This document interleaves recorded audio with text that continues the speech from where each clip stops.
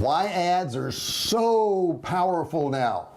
Are they powerful? Well, sure they are. In this video I'm going to explain to you why. You know, it's been said that the average person sees on average, get this, 5,000 ads a day. 5,000. Do you think that's a lot? Well, it was a lot in 2007, but now we're up to 10,000 ads a day. 10,000. So how do you make yourself stand out? How do you make your ads work? How do you get them to click and buy? In this video I'm going to show you how, and we're starting right now.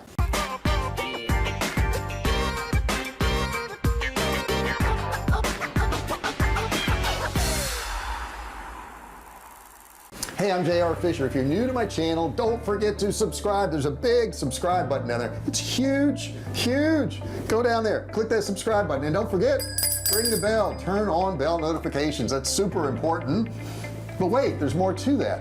You have to set it to see all notifications. You got to do that. If you do that, guess what? I will notify you that you are part of the Fisher family and you are a VIP, and in being one, I can notify you every single time I do a new video. Now, I've been selling online since like 2009, and I've sold millions of dollars of both digital and physical products, and I've learned a few things, right? And on this channel I actually share it with you. I share with you how you can start, run, and grow your online business. Now, we have thousands and thousands of sites that actually sell our branded survival foods, and even Walmart sells it. So we picked up a few things that I share with you on this channel.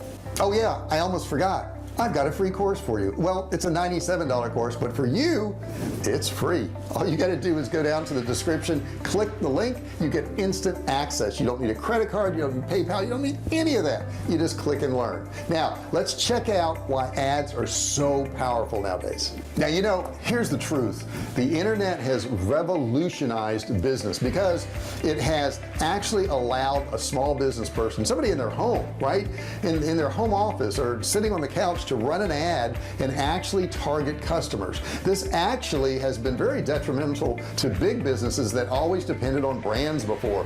Now small businesses can actually interact with individuals and sell them their product and be on equal playing ground as the big guys. Okay, that may be true, but there's a lot of ads. I mean, there's a lot of ads out there. So how do you stand out? How do you make your ads memorable? How do you make your ads the ads that people want to click on? How do you make your ads the ones that actually sell something? Well, let's dig into that right now. Number one, I hate to say this, but you got to do it. You got to be original. You got to be original. Now, too many people try to copy somebody else's ads and do exactly what they're doing, and while looking at other ads can be helpful, you don't want to copy them. You don't want to copy them for two reasons, actually. Number one, you're not allowed to, and number two, why copy them? Because you're not building your own brand. If you copy exactly what they're doing, you're actually building the brand for them. They're going to look at that ad and think it's the other person's ad. So you want to be original. Originality is super important when you're doing your ads. Number two, be bold. Okay, don't shy away from trying different new things. I know when I run an ad, we have a lot of different images, or we have a lot of different videos. I'm running some ads now on YouTube, and I have different videos and I have different lengths of videos.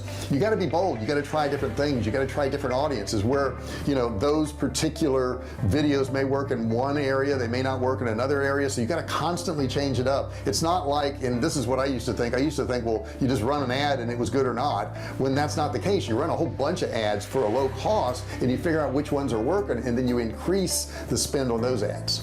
Number three, identify your audience. You've got to know who you're speaking to. You got to know what ages they are. You got to know, you know, where they live and how they eat and what kind of foods they like, and do they travel, and what are their hobbies, and what's the music that they like, what's their politics. All these things come into play when you're running ads online. If you identify your audience properly and you put your product directly in front of somebody that needs your product, they'll probably buy it. An example would be if you had a course on how to keep a dog from peeing on your carpet, and you could put that ad in front of somebody who just got a brand new puppy today and the dog just peed on the carpet, and they look over and they see your ad, you would have a pretty good chance of selling that person. So when I say you want to identify your audience, you really want to target them as specifically as you possibly can.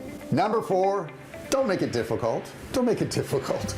I mean, what you want to do is you want to speak directly to that person and directly to their problem. Now, I have a book that I sold for a long time and still do, and it's how to find a perfect product to sell online in 4 simple steps. Now, that book is very specific. That particular book is speaking to people who are looking for a product to sell online, but it also leads into other products I have, because once they buy that book, I also have courses that teach them how to actually sell products online, because once they've got a product, they've got to actually sell it. Number 5, display relatability and humor. Humor is awesome. Even sarcasm can be awesome, right? But you've got to have some humor in your ad every now and then. It can't be just a dry ad, a boring ad all the time. Sometimes you got to shake it up a little bit. You got to do something a little bit different. You got to say something a little shocking. Now, sometimes you're going to get a backlash. Matter of fact, you'll get a backlash even if you don't say something shocking. You're gonna have somebody that doesn't like you, that doesn't like your ad. I don't care if you're trying to be the nicest person in the world, that's gonna happen. So since it's gonna happen anyhow, you might as well use it to your advantage, because when you interject some humor in there, when you interject some silliness or some sarcasm, it can really increase your sales. Number 6, use video. I love video. Why do I say that? Well, I'm doing video right now, okay, so obviously I love video, but video really gets their attention. Video is something they can watch and they can participate in. Now, I'm going to give you a warning here about this though. If you're running ads and you're going to do a video ad, I would highly recommend you putting it on a platform that they're used to watching videos. I found, and you may be different, but I found that video ads don't work very well on Facebook. People aren't there to watch videos, but they work really well on YouTube. And if you understand the user of the platform, somebody goes to YouTube to watch videos, somebody goes to Facebook to scroll through their feed and stay up with their family and friends and that type of thing. So there's 2 different platforms there, but if you could do some good videos and you can put video ads on YouTube, they can really rock it.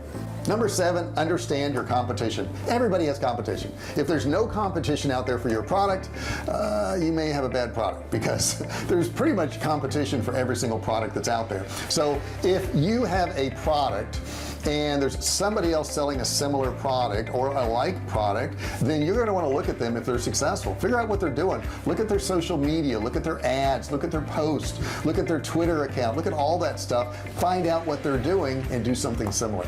Number 8, switch it up. And what do I mean by switch it up? Don't use the same boring images over and over and over again. I think most people do this because, I hate to say it, they don't want to put forth any effort. They don't want to create new stuff constantly. But really, if you're going to make it in this advertising game and sell your products, you're going to have to work. You're going to have to constantly come up with new stuff. You're going to have to try out new stuff. So anytime you're doing these social media advertisements, there's a certain burnout. Once they've seen that same image over and over again, they quit clicking on it. It quits working. And that's true with every product and every single niche. So yours isn't any different. Number 9, use multiple ads. Now, this is super important. And what we do if we're using an image ad is we'll run those images to some third world countries and figure out on an engagement campaign which image they like the best. But we use multiple images. We may use 10 or 12 images and find that 3 or 4 of them work really well.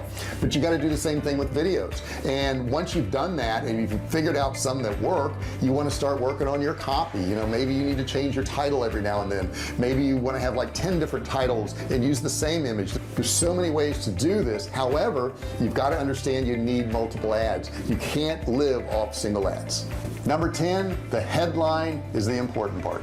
The headline's super important. When you do a headline that is something that's going to grab their attention, it's something that is interesting. I did a video not too long ago about the Tesla truck, and when I put it into TubeBuddy actually judges your headline. And if you want a free subscription to TubeBuddy, down in the description I have a link to TubeBuddy, and if you want the paid version, it'll actually give you 30% off. So check that out, TubeBuddy in the bottom. But when you put the title into TubeBuddy, it actually will grade it. In other words, the higher the number, like closer to 100, is a better rating than it is down at the bottom. It's hard to get a 40 or 50 on this thing, and I did a title in there on the Tesla truck and I got a 94, and that 94 means that more people are searching for this and fewer videos are made on this, so I should do really well. So that's the kind of thing you want to do. Make sure that headline is attention grabbing. You don't want to wait to get into the meat of whatever your ad is down at the bottom somewhere. A good headline would be maybe how to lose 10 pounds in 7 days and still eat the food you love. love. Okay, we've all heard ads like that, we've all seen ads like that,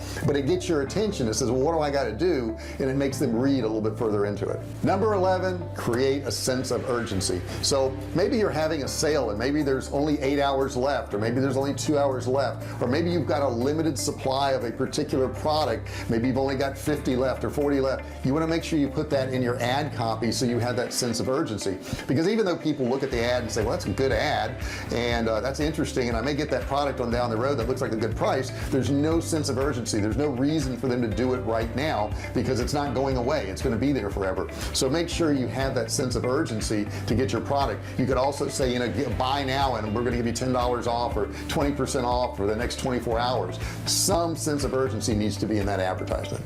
Number 12, graphics is everything. If you look at my YouTube channel, it's one thing we've really worked on, is we worked on thumbnails. The other day my editor did a really cool thumbnail. It was about a video I did called Time Vampires, People Who Steal Your Time, and he actually took a clock and he put a vampire's mouth in the middle of it, and that's getting a lot of clicks. People like that. They enjoy watching that video, and you can check out that video. You just put in Time Vampires, search my channel, you'll find it. But those types of things, you've got to stand out a little bit more. You can't just have a boring, dull image. It's got to be something that's going to pop, that's going to be different from everybody else. So the thing to do to figure out how to do that really is to go through your news feed on Facebook, something along those lines, or look at your search results on YouTube and scroll through there and look at the ones that stand out to you. If it stands out to you, that's probably a good thumbnail, it's probably a good image, and it's probably something that you should emulate. Number 13 is consistency. You got to consistently do this stuff. So you can't advertise for 2 days and spend $1,000 a day and then not advertise for 6 months and expect good results. You can't do, you know, 4 videos in 2 days and then not do any videos for 3 months and then do 8 more. It doesn't work. People like consistency. So if your budget isn't real big, maybe you want to do, you know, 1 video ad a week, you know, for the next 10 weeks or 12 weeks and see how that does. But the thing is, you have to have consistency. You can't be there for a while and then disappear. Number 14, no limits. And what do I mean by that? I mean, don't pigeonhole yourself into one category. You need to try different things until you kind of get your pace going. You got to be a little bit bold, you got to be a little bit different, you got to be a little bit interesting, you got to be willing to say things that maybe are a little counterintuitive. I did a video recently and I talked about landing pages and I said, get rid of your landing pages. Well, that's craziness. Nobody's going to get rid of their landing page, but that's not exactly what I meant. But if you watch that video, you will see what I meant. Number 15, you're not going to want to hear this. You got to spend money. It's going to cost something, okay? And I don't want you to think of running ads as losing money on ads if they don't work. It's buying data. So basically, if I ran an ad on Facebook and, you know, I spent $500 and I only got $100 in sales and I was selling a $10 item, what I really have is 10 people who did buy from me, and now I'm building my database, right? I'm building a base of people who did buy from me. I can remarket to those people. I can build on that, and once I get 100 of those people, I can upload them. I can make a lookalike audience. I can find more people like that. So that $500 really was not wasted. It helped me get data. And when you're doing advertising, that's really what you're doing, is you're buying data. Okay, so there's some great ideas for you. Use those ideas, implement them. Let me know your comments on how they worked out for you. Put your comments below. I would really appreciate you doing so. Also, don't forget to subscribe if you haven't done it, and turn on notifications. Ring the bell down there. If you smash that bell, if you ring that bell, guess what? You still got to do more. Oh my God, you've got to turn on all notifications. If you turn on all notifications, then I can notify you every single time I do a new video, and you become part of the VIP Fisher family, so you'll know stuff before anybody else will. That's pretty cool. Now, in addition to that, I told you I had an e-commerce course, and I do it. It's $97, but you get it absolutely free because it's in the description below. All you have to do is click the link. Click and learn is what we call that. No credit card required. So check that out. Thank you so much for watching this video, and I'll see you in the next one. Hey, thanks for watching my video. Don't forget to subscribe to my channel and click that little bell right there so you can be notified every time I do a new video. Also, click on one of those videos there. Keep watching on my channel.